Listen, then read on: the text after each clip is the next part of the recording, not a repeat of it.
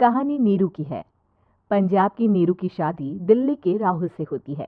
दिल्ली कितना बड़ा शहर है ना, लेकिन आप लोगों का घर तो बहुत छोटा है। हमारे पंजाब में तो ये बड़े बड़े घर होते हैं कि मजा ही आ जाता है। कोई बात नहीं नीरू, मैं भी तुम्हारे लिए बहुत बड़ा मकान बनाऊंगा, बहुत जल्दी। नीरू के पिता जहां पंजाब के जाने माने व्यापारी थे, वहीं उसका पति राहुल दिल्ली में एक सिंपल नौकरी करता था। माँ, यहाँ तो घी मक्खन इतना महंगा है कि क्या बताऊं। मैं तो तरस ही जाती हूँ घी खाने के लिए। नीरू की माँ को ये सुनकर बहुत दुख होता है। मेरी बेटी को घी नसीब नहीं हो रहा है और ये बहू यहाँ बैठकर घी में शक्कर डाल रही है। देख वनिता, मैं साफ कह रही हूँ, इस घर में जितना घी आएगा उतना ही मेरी बेटी के घर दिल्ली भी जाएगा। अरे, ये क्या बात होती माँ जी? बेटी का उतना ही करो जो अच्छा लगे। अब क्या मायके से घी और मक्खन तक की सप्लाई करोगी आप? हाँ, मेरी बेटी किसी चीज को तरसे, मुझसे बर्दाश्त नहीं होता। अब क्या था, नीरू के मायके में 2 किलो घी आता तो 2 किलो दिल्ली जाता नीरू के पास। एक दिन, माँ, बड़ी गर्मी पड़ती है दिल्ली में। इस घर में तो एक ही एसी है और वो भी ड्राइंग रूम में। सारा परिवार एक ही कमरे में सोता है। हाँ बेटा, वो तो हर घर की कहानी है। यहाँ भी एक ही एसी है। अरे बिल इतना आता है कि क्या बोलूं। तभी वहां राकेश आ जाता है। माँ, थोड़ी देर में यहाँ कुछ प्लम्बर आएंगे मेरे कमरे में एसी लगाने। जरा ध्यान से लगवा देना ना माँ। ओए, ऐसे कैसे तेरे कमरे में एसी लगेगा? हाँ हाँ राकेश, एक बार बात तो कर लेता। अरे पापा, वो वनिता को गर्मी में नींद नहीं आती। ड्राइंग रूम में सबके साथ सोने में वो अनकंफर्टेबल है, इसलिए। अरे पूरे परिवार के साथ वहां तेरी बहन नीरू भी तो सोती है। वो नहीं हो रही क्या अनकंफर्टेबल? समझ रहा है ना? अगर एसी लगेगा तो एक दिल्ली में तेरी बहन के कमरे में भी लगेगा, तभी तू लगा सकेगा। राकेश वनिता को सारी बात बताता है। वनिता करती भी क्या, मन मार कर बैठ जाती है। माँ, ये लोग ठीक नहीं है, क्या करूं मैं? अरे बेटी, यहाँ आ जा तू, यहाँ आकर रह ले। अरे छोड़ दे ऐसे पति को। कैसे छोड़ दूं माँ? समाज क्या कहेगा, लोग क्या कहेंगे? वैसे भी मेरा एक बेटा है मयंक। अरे हटा बेटा, तेरी उम्र ही क्या है? इतनी परेशान रहेगी तो काम कैसे चलेगा? खैर, बात आई गई हो जाती है। माँ को लगता है कि नीरू ठीक है, तो वहीं नीरू के मन में एक ही लाइन चल रही होती है, यहाँ आ जा। माँ ने तो बोल ही दिया है कि यहाँ आ जा। बस मयंक थोड़ा सा बड़ा हो जाए, इन गरीबों को छोड़कर मैं वापस माँ के पास ही चली जाऊंगी।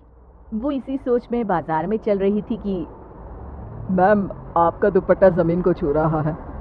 नीरू जैसे ही उस लड़की की तरफ देखती है, देखती ही रह जाती है। हाय रे, कितना सुंदर लड़का है ये। अब क्या हुआ? मैंने कहा आपका दुपट्टा।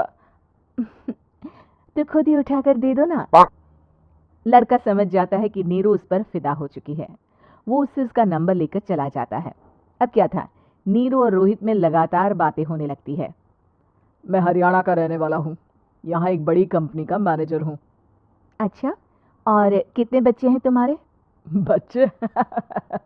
अरे मेरी तो शादी भी नहीं हुई है। तुम बताओ, शादी करोगी? नीरू शर्मा जाती है। अब लेकिन मैं तो पहले से ही शादीशुदा हूँ। मुझे फर्क नहीं पड़ता, बस तुम शादी कर लो, भाग चलते हैं। बहुत पैसे वाला हूँ मैं, हमेशा खुश रखूंगा तुम्हें।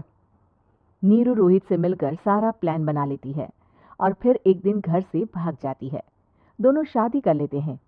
शादी के बाद क्या बात है नीरू, तुम्हें परेशान सा देखता हूँ, सब ठीक तो है ना? हाँ हाँ, सब ठीक है।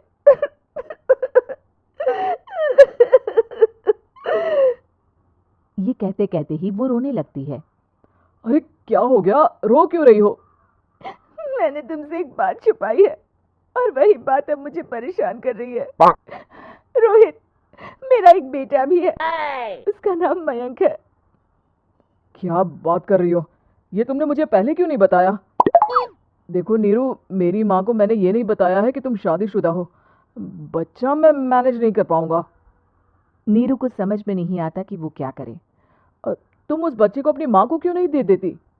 नीरू चुपके से माँ को फोन करती है। माँ, क्या मयंक को तुम रख सकती हो? बेटा, मैं राकेश के साथ बात करती हूँ। आखिर घर का बेटा वही है, जो वो बोलेगा। वैसे भी बेटा, तूने जो किया है ना, उसके बाद से पूरा घर तेरी बुराई कर रहा है। मैं भी अब किसी से तेरे लिए लड़ नहीं सकती।